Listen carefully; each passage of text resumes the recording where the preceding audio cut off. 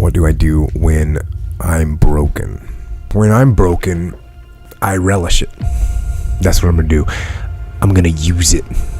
Because if I'm broken, then I just found my limitations. And until I know what my limitations are, how can I push them? How can I get better?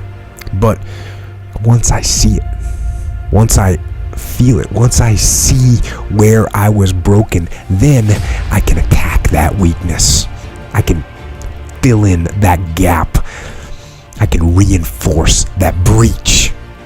If you break, it means it's time to fortify your will to make it stronger.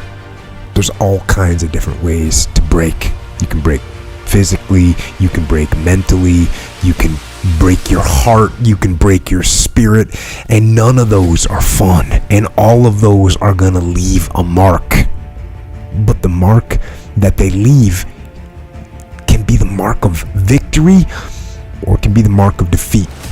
Because every time you break, and in every way that you break, while it's a chance, it's definitely a chance for you to give up and for you to just to fall apart. But there's also opportunity. There's opportunity to get stronger and get smarter and get faster and get tougher and get more stable and get more resilient and get better. When you break, you have the opportunity to show the world, the whole world, what you are really made of. So if you break, if you break, the fight isn't over.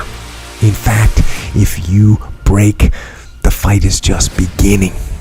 And as you crawl up and out of that dismal and wretched place, covered in blood and sweat and dirt and filth, as you rise above what you were, and as you take the form of who you are supposed to be, you will see that in the very act of standing up, in the very act of fighting on, you will become and you will remain unbroken.